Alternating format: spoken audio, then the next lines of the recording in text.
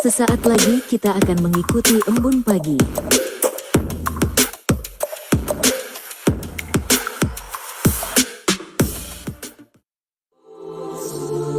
Embun pagi, kasihnya setiap hari, seperti embun pagi, sejukkan hati. Ucapkan syukur, Tuhan Yesus baik, biar kita tahu perkataan yang baik. Tuhan sediakan kebutuhanku, Dia akan cukupkan semua yang ku perlu. Dia sembuhkan semua sakitku, berikan damai sejahtera yang lampaui akalku. Tuhan buka jalan, pimpin semua langkahku. Saya akan membacakan Mazmur pasal 15. Mazmur Daud. Tuhan, siapa yang boleh menumpang dalam kemahmu? Siapa yang boleh diam di gunungmu yang kudus?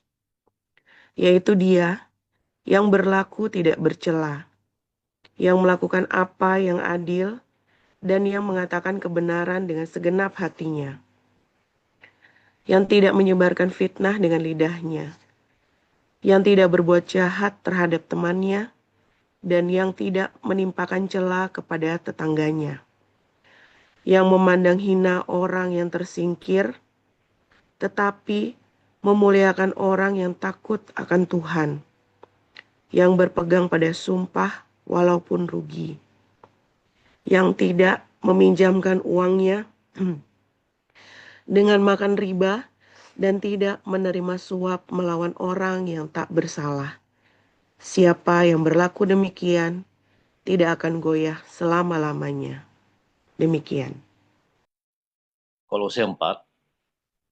Hai Tuhan, berlakulah adil dan jujur terhadap hamba-Mu. Ingatlah, kamu juga mempunyai Tuhan di sorga. Bertekunlah dalam doa, dan dalam pada itu berjaga-jagalah sambil mengucap syukur. Berdoa jugalah untuk kami, supaya Allah membuka pintu untuk pemberitaan kami, sehingga kami dapat berbicara tentang rahasia Kristus, yang karenanya aku dipenjarakan.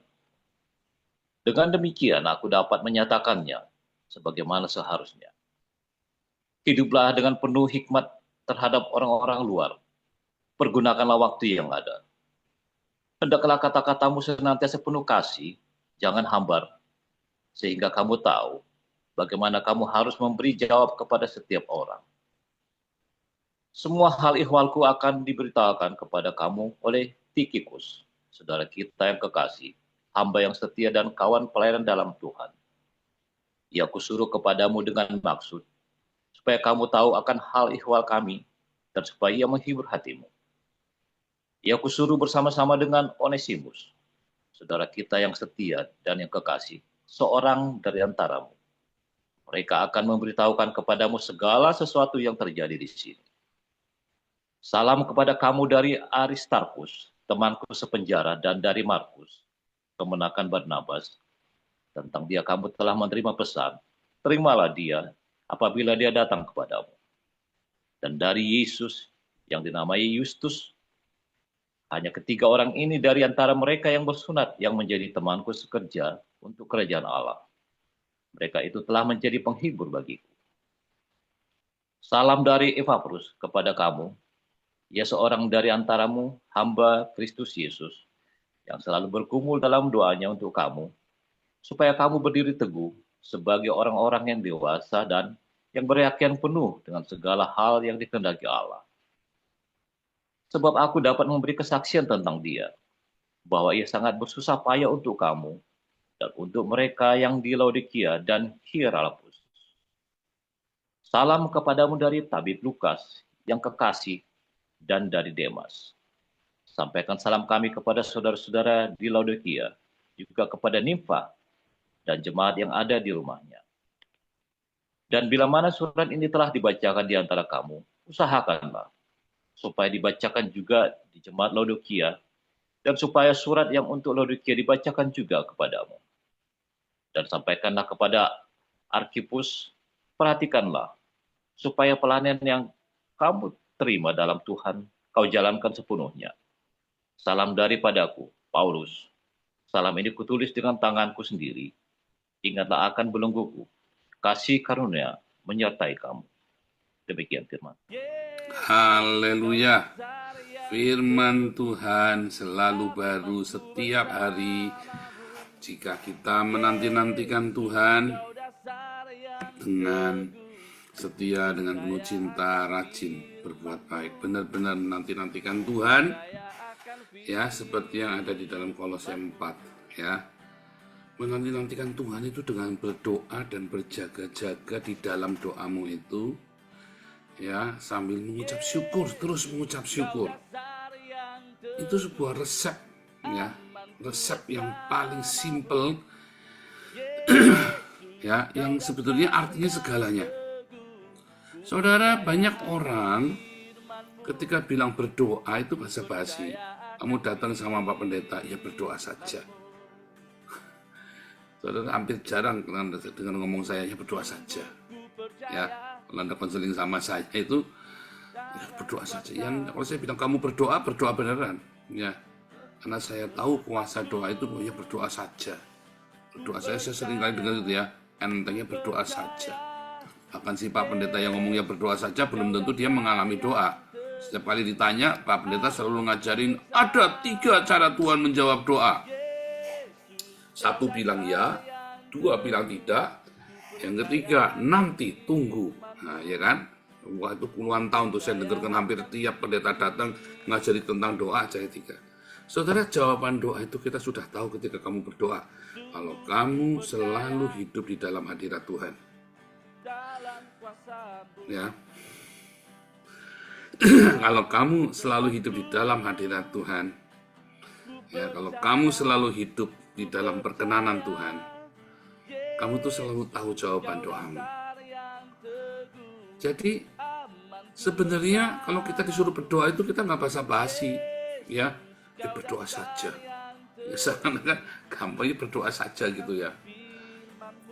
Saudara, Anda mengenali jawaban doamu nggak?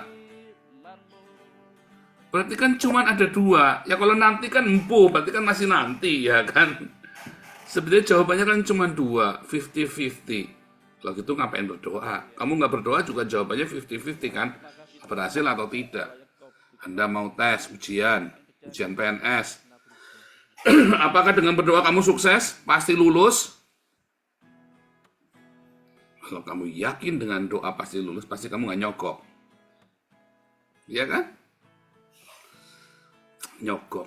Itu juga berdoa. Terus Anda kesaksian, di dalam doa Tuhan mengabulkan. Anda syukuran karena Anda berhasil masuk PNS dengan doa dan uang sokokan. Iya dong, iya kan? Kalau kamu yakin, kamu cuma dengan doa saja, kamu kan tidak perlu nyogok. Artinya kamu sendiri jawabannya cuma 2 tadi, ya atau tidak. Cuman kalau untuk menjadi PNS dengan doa saja, rasanya kok ya jawabannya kebanyakannya tidak. Iya kan? Nah, kalau ngomong sama saya yang realistis ya, saya ngalamin semua yang kamu ngalamin, saya ngalamin ya. Ketika saya berdoa, saya sudah tahu nih Tuhan kabulkan apa enggak. Begitu saya tahu Tuhan gak bakal kabulkan, tapi saya ngerti, saya tahu Tuhan, aku cinta satu proyek ini, aku mengasihi kelompok ini, aku ngotot.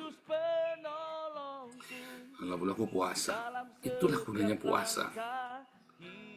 Tetapi bukan Tuhan, saya pengen beli mobil baru sampai kamu puasa ngotot.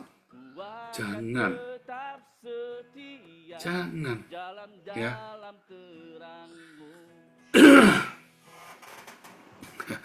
Itu namanya hawa nafsu. Berdoa dengan hawa nafsu. Ya kan?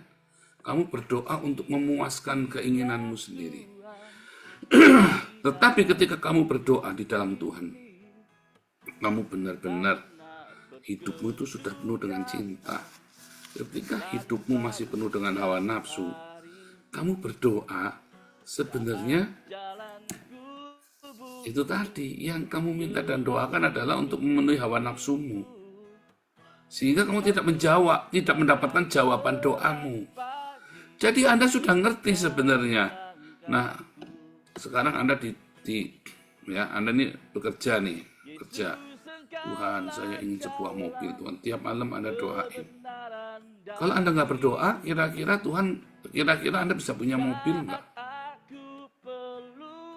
Tergantung. Kalau kamu pekerjaannya cuman tiap hari kerjanya cuman jadi tukang beca tiap hari, kamu nggak bakal bisa beli mobil BMW. Ya bisanya belinya mobil bekas lagi. Tapi kalau kamu kerjanya YouTuber, ya bisa. Bisa tiba-tiba berkembang tanpa berdoa loh. Jangan ngomong harus berdoa. Saya mau bayar anak sekolah besok. Nggak usah berdoa. Cari utangan aja sama tetangga. Ya kan? Cari utangan aja sama tetangga. Nggak usah berdoa. Kalau Anda mau, ya Tuhan, tolong Tuhan gerakkan hati si nona itu, aku jatuh cinta padanya. Anda doa puasa supaya si nona itu jatuh cinta padamu. Itu perlu doa enggak, saudara? Tidak perlu, kamu cukup bawa uang sekepok yang banyak. Setiap hari kamu kipas-kipas pakai uang itu di depan si nona. Pasti mau sama kamu. Tiap kali ngangkring pakai mobil bagus, diapelin terus. Nonanya nggak mau, orang tuanya si nona akan maksa si nonanya buat mau sama kamu. Iya nggak? Nggak usah pakai doa di dalam nama Yesus, pakai doa puasa 40 hari 40 malam. Nah, kamu harus realistis. Kamu harus benar-benar realistis dalam doamu. Supaya ketika doamu ya bukan supaya ketika ya memang kebanyakan doamu nggak dijawab karena doamu untuk memenuhi kebutuhan hawa nafsumu. Yang begitu nggak perlu berdoain. Kalau kamu sudah mau ngikutin hawa nafsumu nggak perlu berdoa. Ya udah kerja aja yang keras, kamu ngakali gimana caranya, tabrak. Kalau kamu kerja keras, kamu sungguh-sungguh ya pasti jadi. Nggak usah pakai doa. Nggak jadi nggak bener, beneran. Supaya kamu jangan buang-buang waktu, ya kan? Dan kalau gagal kamu jangan nyalain Tuhan. Terus kamu mutung, aku ndak ke gereja karena Tuhan tidak mengabulkan doaku yang mulia ini. Kan untuk kebaikan, kalau aku bisa sama si nona itu, aku bisa memuliakan nama Tuhan. Enak aja, kamu begitu sama si nona itu, kamu tidak akan memuliakan nama Tuhan. Yang pertama kalau pikirkan begitu kamu sama si nona, begitu pacaran sama si nona, yang kamu pikirkan bukan mau ke gereja sama-sama si nona. Kamu pengen ngelepas BH-nya. Oh, jangan ngomong enggak, saya ngomong beneran ya. Enggak, karena kamu kan ingin memuaskan hawa nafsumu, terus kamu berdoa, begitu dikabulkan, kamu yang pertama kamu lakukan adalah lepas BH-nya si nona, kan? Padahal kamu sudah berdoa di dalam nama Yesus. Jangan ngomong enggak, kamu isi. Nah, itu otak-otak jahat itu yang manusia itu. Lalu kamu sambil mengucap syukur kepada Tuhan Yesus berhasil melepas BH-nya si nona. Beneran saya ngomong realistis ya. Itu sudah terjadi di mana-mana teman-teman saya yang pacaran dulu ya zaman gitu. Saya berdoa puasa buat dapat itu. Akhirnya itu juga. Ya. Ketika kita mau berdoa, saya ajari anak saya berdoa untuk cari jodoh. Doa. Saya sungguh-sungguh doa. Tahunya dari mana? Tahunya kalau itu dari Tuhan. Loh, kalau saya dari Tuhan, kamu yang menetapkan kamu mau istri seperti apa. Kamu mau istri foto model, kamu mau istri artis, kamu mau istri yang mengasihi Tuhan. Kan kamu yang menentukan dari awal. Banyak kalau mau tinggal milih mah banyak tinggal pilih. Kamu juga udah punya kerjaan, kamu udah selesai kuliah, kamu udah punya kerjaan bagus, segala macam, tinggal pilih. Kamu juga istilahnya juga nggak jelek-jelek amat lah, anak saya lah. Cuman kamu harus berdoa, kamu mau seperti apa? Dan kamu doakan yang benar. Dan kamu konsisten. Dan mengapa kamu ingin seperti itu? Waktu saya mau pilih anak itu, mau pacaran itu, saya bilang, Tuhan, saya nggak pengen yang kuat, cantik, bling-bling, kembang desa, segala. Saya cuma, Tuhan, saya mau orang ini takut akan Tuhan. Kedua, ya dia dari keluarga yang baik, ya tidak bercerai. Karena itu pesan orang tua saya, ya beneran ya. Karena itu kutuk ya, perceraian itu sebuah kutuk. Kamu harus putuskan kutuk itu dengan apa? Bayar harga. Ditolak tenging-tenging nggak bisa. Harus putusnya di kamu, bayar harga ya. Begitu udah satu kamu nggak percaya, maka bawahnya nggak cerai langsung. Harus ada yang mau berkorban. Kalau semua aku tenging-tenging nggak bisa, percaya saya nggak begitu caranya. Tuh orang suka ngawur ya, tenging-tenging. Jadi harus ada yang bayar harganya dan orang itu harus dimulai. Ya. Jadi itu saya tunjukkan kriterianya, saya mau seperti ini. Yang ketiga dia harus bisa nyanyi, Tuhan.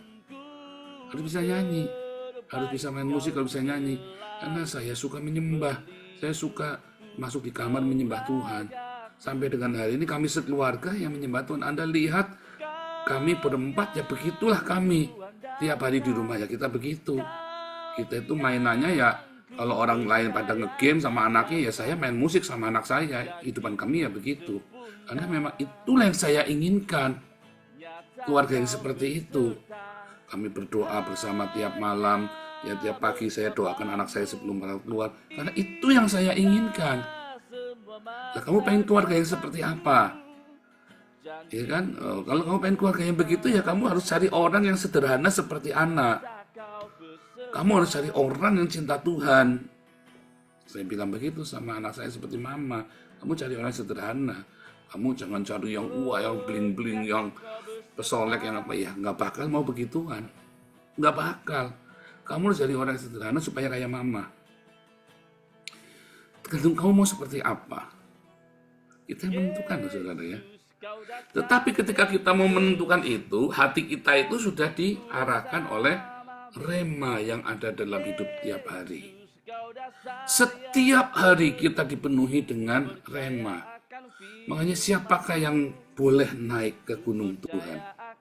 Siapakah yang boleh yang selalu hidupnya benar di hadapan Tuhan? Maka dia bisa naik ke gunung Tuhan. Tuhan akan selalu ada berkenan sama dia. Ya. Selalu orang-orang yang berkenan itu yang mendapat privilege.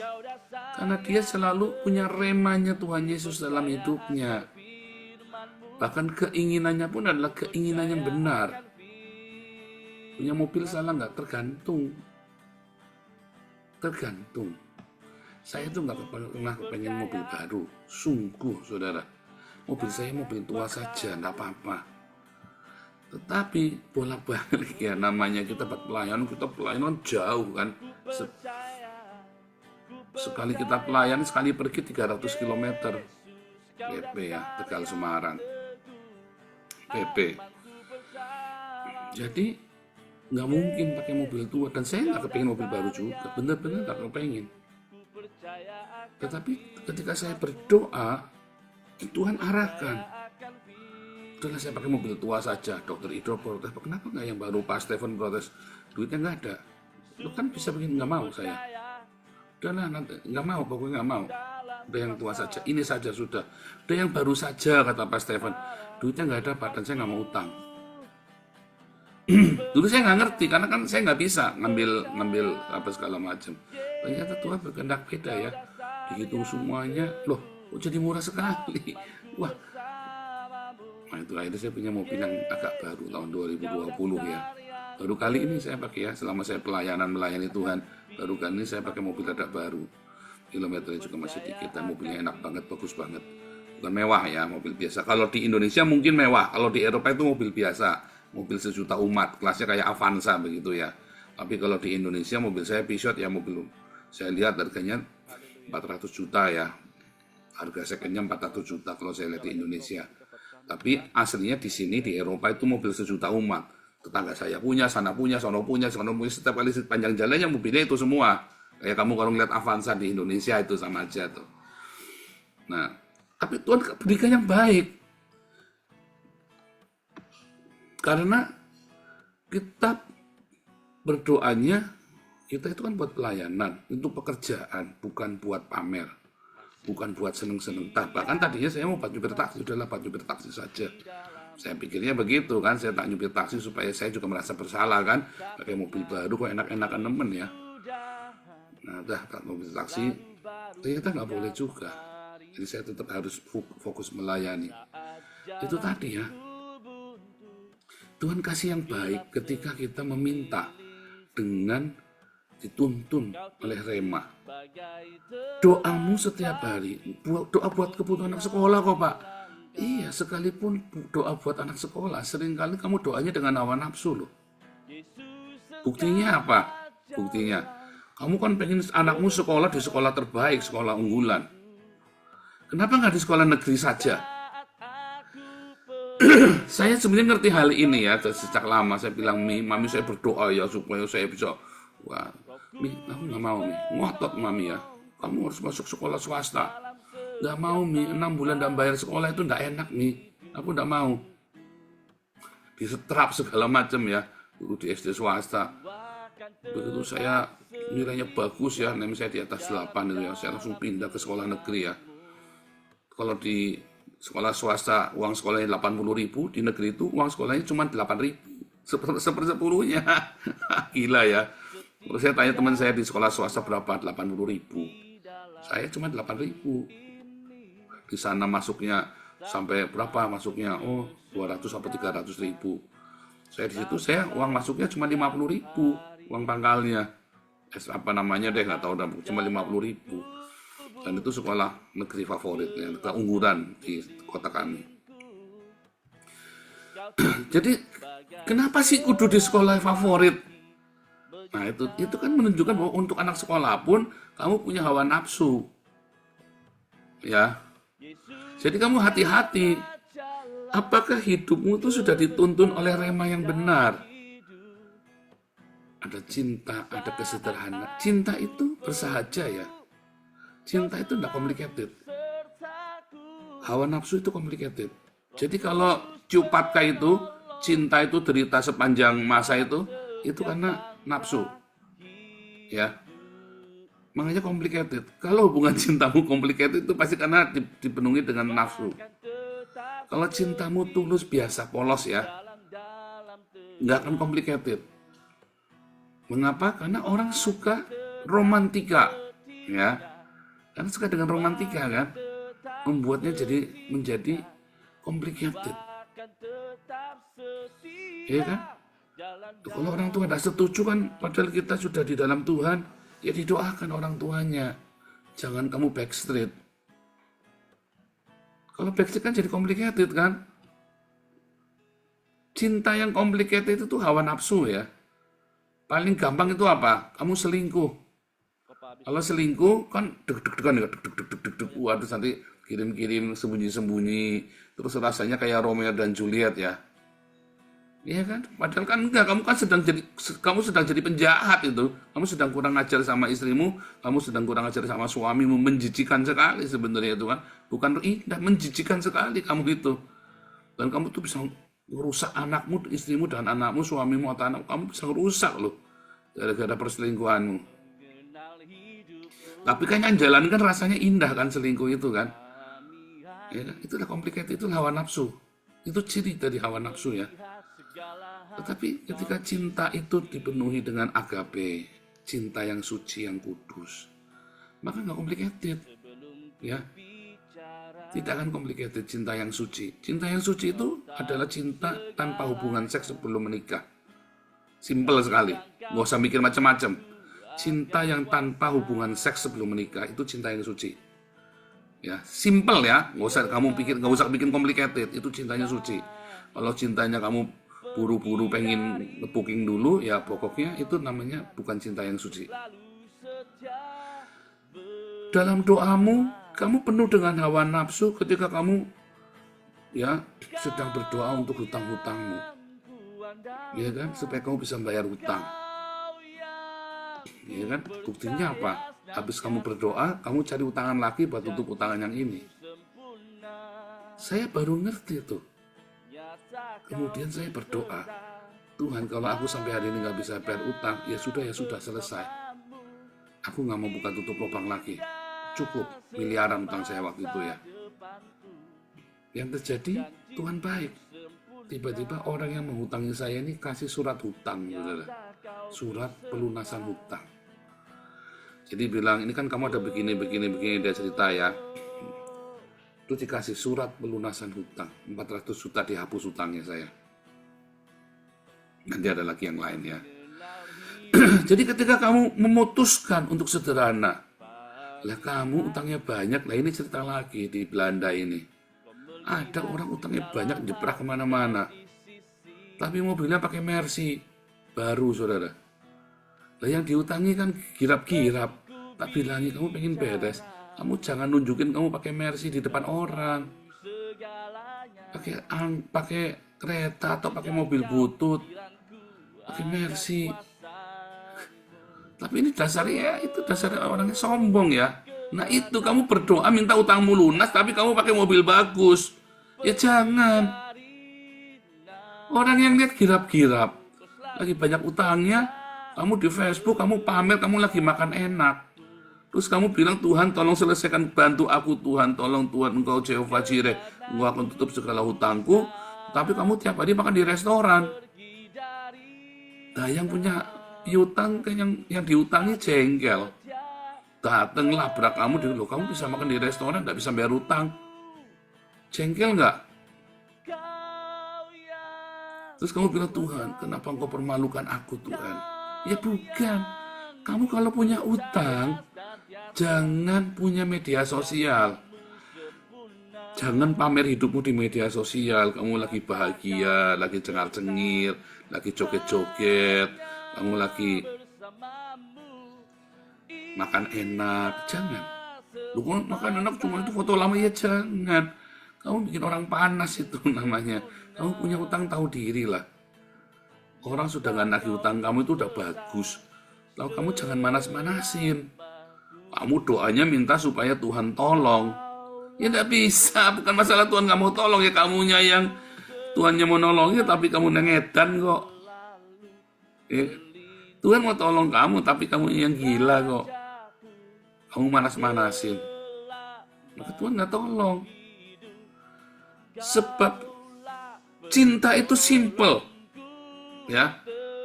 Mengasihi, mengampuni, memberkati, bersahaja dalam hidup setiap hari. Bersahaja. Kalau kamu berbagi rezekimu, ya, berbagi makananmu, itu namanya kamu nggak pamer.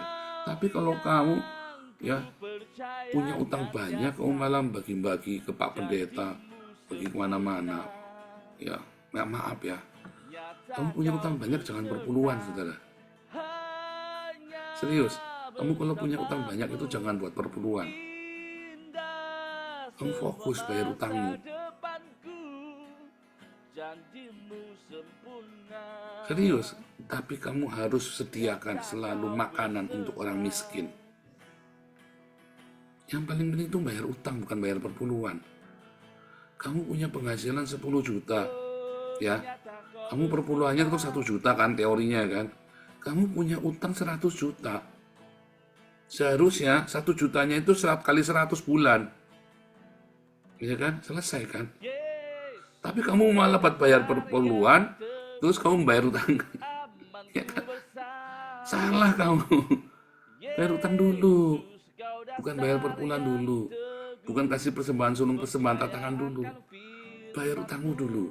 Tetapi kalau ngasih makan itu wajib. Kamu siapkan. Ya, kecuali itu utang dagang. Kalau utang dagang kan itu ada hitungannya. Tapi masih utang yang sudah, kamu udah salah. Artinya kamu udah mau collab gara-gara utang itu ya. Selesaikan utangmu dulu. Kalau kamu punya orang tua yang belum dirawat, yang lagi susah, jangan ngasih pendeta, kasih rawat orang tuamu dulu. Jangan kasih uang persembahan ke gereja dulu. Orang tuamu dirawat dulu. Ya. Itu memang caranya, itu cara Tuhan. Firman Tuhan sudah menjelaskan, ngajarin kita begitu. Kalau kamu nggak gitu, kamu salah. Pendetamu berarti ngajarin salah tuh. Yang penting perpuluhan dulu. Pendetamu edan itu. Tuhan Yesus berkata, ya jangan sampai kamu ngomong sama orang tuamu, uang yang aku buat ngerawat kamu sudah tak kasihkan ke rumah Tuhan. Nggak boleh tuh kamu ngomong gitu tuh, kata Tuhan Yesus. Iya kan? Nggak boleh. Kamu harus ngerawat orang tuamu dulu. Makanya ada doa-doamu itu nggak dijawab karena kamu hidupnya nggak beres. Itulah kamu melakukan pelayanan dengan hawa nafsu itu namanya. Kenapa kamu maksa kudu bayar per bulan dulu? Supaya pendetamu seneng kan, kamu dipuji-puji kan, supaya pendetamu mau doain kamu terus kan. Anda tidak usah ngasih uang ke saya begitu ingat Bu Santi tak doain. Saya lagi setir mobil, saya ingat apa yang pasti tak doain. Saya itu lagi ini, saya ingat Pak Apul dulu lagi ada masalah, pasti saya langsung berdoa. Begitu saya lagi di jalan setir mobil, saya ingat ya Bu Marjuni, pasti langsung saya doakan. Langsung, dan doa itu kan tidak harus masuk yang kan tidak perlu begitu kan. Berdoa itu adalah sebuah kekuatan dari hatimu. Kamu tiba-tiba hatimu jatuh dengan belas kasih, kamu ingat Tuhan, tolong ini Tuhan. Ada Pak Yudi Liong di Surabaya, teman lama. Tuhan tiba-tiba nggak tahu, tiba-tiba keingat Tuhan, tolong ini Bu Linda. Tuhan ini tolong berkati. Terima kasih Tuhan atas segala yang Kau berikan pada Iya kan? Tuhan. Sambil jalan kan, ingat. Pusatkan perhatian kita, sebut nama orang ini. Kalau kita tahu masalahnya, kita ikut merasakan masalahnya. Tapi kadang-kadang tiba-tiba saya diingatkan sebuah nama ya. Dulu saya selama beberapa minggu ya, saya doakan Bu Sarma itu hampir tiap hari. Ya kan? Entah kenapa, lewat namanya Bu Sarma terus ya, hampir tiap hari itu ya. Ya saya doakan terus. Ya kan? Entah, saya nggak tahu ada apa, dan saya nggak mau cerita. Pokoknya ada sesuatu yang Tuhan ingatkan. Dan itu adalah bagian kewajiban saya sebagai gembala untuk memperhatikan roh dari jemaat. Demikian juga Anda ketika Anda mengingat, ingat Pastor Paul, paling utama apa? Harapkan dalam doa, sebut sesuatu. Karena ketika orang-orang banyak sepakat menyebut satu nama, ya, itu akan ada kuasanya loh. Ada orang-orang yang banyak, entah apa, pokoknya sebut satu nama. Ketika kalian berdoa buat saya, khusus ya, doa buat keluarga, para pengurus ya, termasuk untuk saya. Saya terima kasih sekali. Gitu ya, saudara. Itu penting doa-doa seperti itu. Tapi hidupmu tuh harus penuh dengan rema. Doa seperti apa? Doa ketika hidup Anda tuh selalu penuh dengan rema. Sebab ketika hidupmu tuh tidak penuh dengan rema, ya 1000 doamu itu ya akhirnya hilang begitu saja. Tapi ketika doamu itu diikuti dengan kehidupanmu yang benar dan disertai rema, maka cara kamu memikirkan sesuatu, cara kamu menginginkan pun, keinginanmu pun dituntun oleh rema. Dan Tuhan akan jawab. Dan Tuhan akan kabulkan menurut kekayaan dan kemuliaannya segala doamu itu. Menurut segala kasih dan kuasanya. Tapi doamu itu harus dituntun dengan rema. Makanya ya simple. Rema yang pertama kamu harus miliki ucapan syukur. Rema yang pertama kamu miliki itu seharusnya adalah ucapan syukur loh. Artinya apa? Kamu percaya. Dalam ucapan syukur kan berarti ada rasa cukup kan? Kalau kamu sudah cukup, kamu mau minta apa lagi sama Tuhan coba? Karena ada rasa cukup. Bahkan di tengah-tengah hutangmu yang begitu banyak, ada rasa cukup. Udah, jangan buka tutup lubang. Selesai. Kalau kamu sudah salah, sudah cukup. Cukup. Kalau enggak, berarti kamu belum percaya. Terima kasih Tuhan.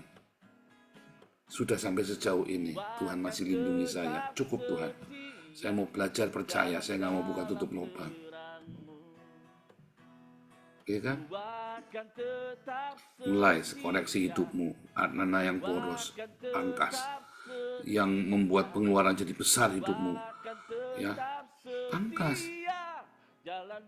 Mungkin sekolah anakmu, pangkas. Saya sampai sekolah anak saya tak pindahin ya dari sekolah gengsi, enggak gengsi.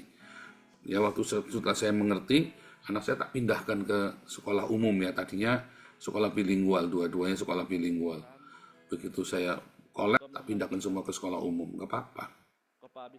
Nggak malu. Saya tanya, malu nggak? Malu nggak? Oke, nggak apa-apa. Nggak apa-apa. Anak saya bahasa Inggrisnya bagus, ya, bagus banget anak saya dua-duanya bahasa Inggrisnya. Bahasa Belandanya juga, apalagi ya, bahasa Belandanya juga, bisa bahasa Jerman juga, bisa 5 bahasa anak saya. Jadi cukup dari ucapan syukur itu, sehingga kita selalu sadar. Kalau enggak, kamu kalap loh. Kamu doa tapi kamu sebenarnya enggak doa. Kamu doa itu kamu maksa Tuhan katanya. Doa yang memaksa Tuhan. Diajarinya begitu di gereja. Salah. Doa yang memaksa Tuhan itu hanya untuk jiwa-jiwa loh saudara. Bukan memaksa Tuhan untuk kamu beli mobil Ferrari. Bukan memaksa Tuhan untuk kemewahan loh. Ya, doa memaksa Tuhan itu adalah untuk jiwa-jiwa. Ya, doa memaksa Tuhan itu hanya untuk ya antara hidup dan mati. Baru kamu bisa doa memaksa Tuhan. Ada temanya. Kalau kamu ngawur maksa Tuhan, ya kamu sampai mencret darah ya nggak dikasih, dan kamu jangan marah karena memang salah. Ya kan, kamu datang nih sekarang nih protes sama Jokowi, ya protes ya sama Prabowo nih, kamu demo nih, demonya apa? Demo minta istri. Lah kan bingung Prabowo kan, demo minta istri, saya aja lagi keder tinggal sama istri, kamu demo minta istri sama saya. Tidak bisa. Kalau kamu demo minta makan sama negara bisa. Kamu demo supaya minta keadilan di dalam beribadah bisa. Lah demo minta istri kan nggak bisa. Ada tempatnya. Ya, kamu demo sama pemerintah gara-gara kamu isinya jelek. Kan kamu dulu yang milih. Ada tempatnya. Kamu sama Tuhan juga begitu. Lah kamu minta sama Tuhan untuk segala kemewahanmu, mintanya sama setan. Lah kalau kamu ingin hidup mewah itu mintanya sama setan, dikabulkan. Kalau sama Tuhan nggak bisa. Kamu mau minta istri 3 supaya diberkati Tuhan dengan istri 3, mintanya sama setan, jangan sama Tuhan. Kalau kamu minta sama Tuhan, kamu minta hidup dalam kelimpahan dan kecukupan. Kamu minta supaya kamu melimpah dengan cinta. Kamu melimpah dengan belas kasih. Kamu melimpah dengan kemurahan hati, dengan sukacita, dengan kebahagiaan. Kamu minta sama Tuhan. Kalau kamu minta istri 3, mintanya sama setan. Kalau kamu mau minta mobil bagus, mintanya sama setan, dikabulkan. Langsung dikabulkan. Iya, minta Tuhan itu jangan kemewahan. Karena Tuhan bilang, kemewahan itu membawa kamu ke neraka kan? Di mana hartamu, di situ hatimu kan? Iya kan? Masa Tuhan mau kasih kamu supaya masuk neraka? Kan tidak mungkin. Tetapi kalau Tuhan memberkati kamu, Dia akan berkati kamu dalam kelimpahan. Ya kan? Di dalam kekayaan yang benar, yang sehat.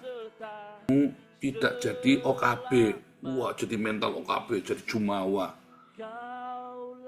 Tidak akan begitu. Ketika kamu diberkati Tuhan, kamu akan tetap ingat kepada orang miskin. Karena berkatmu adalah kelimpahan. Tadinya kamu bisa bikin nasi bungkus 10, sekarang kamu bisa bikin 1000 satu bulan. Nah, itu kan kelimpahan. Kalau kamu bisa ngasih nasi bungkus 1000 bungkus buat orang-orang miskin, berarti kan Anda punya limpah kan? Ya, tapi duitnya sumbangan. Kayak saya kan tiap hari kan bisa kasih makan orang, ya duitnya sumbangan dari kalian juga. Di Den Haag kita tiap seminggu 2 kali. Ya duit sumbangan. Tapi kan bisa kan kasih makan kan? Artinya kan kalau saya ngasih makan orang, nggak mungkin dong anak saya kelaparan. Nggak mungkin anak-anak di pastori kita, aktivis kita di pastori kelaparan. Orang Marcel kalau makan juga semua pada ikut makan. Bahkan kita sisain buat teman-teman di pastori, ya kan? Harus selalu ada makanan di pastori, supaya siapapun datang selalu ada makanan. Nggak mungkin dong Marcel makan terus Marcel sampai seminggu nggak makan karena nggak ada uang, kan nggak mungkin. Kan? Nah itu ya, Tuhan baik. Nah begitulah cara bekerja, cara berdoa. Kamu harus punya rema yang benar. Kamu harus punya cinta yang benar. Cinta dan rema yang benar itu adalah kebersahajaan. Simpel, sederhana.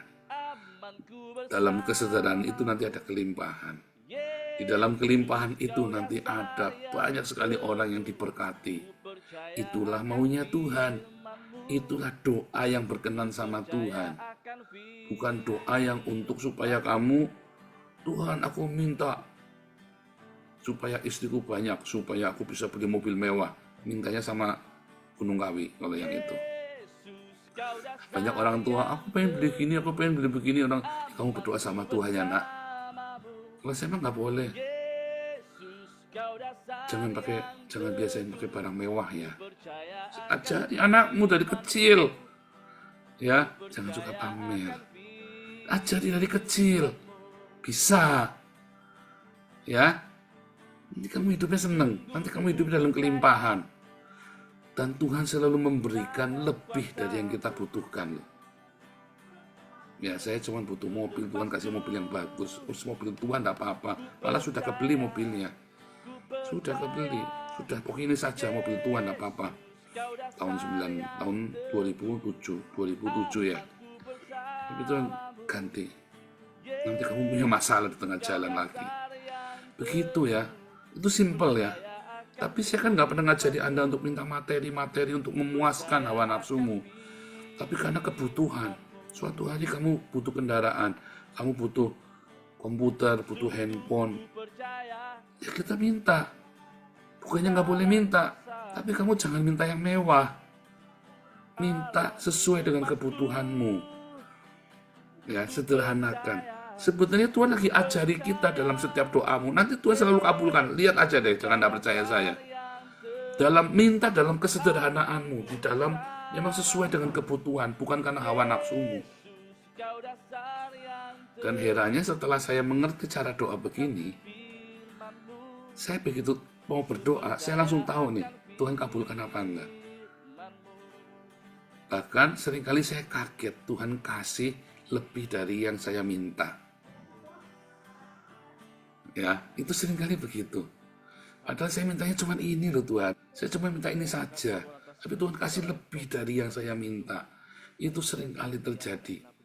Ya. Coba hari ini belajar berdoa seperti itu. Nanti kamu tahu doa itu mau dijawab apa enggak, kamu sudah ngerti.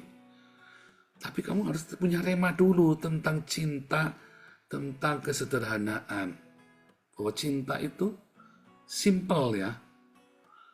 Kalau cinta itu nggak simple, complicated, itu hawa nafsu. Ya, Tuhan Yesus memberkati.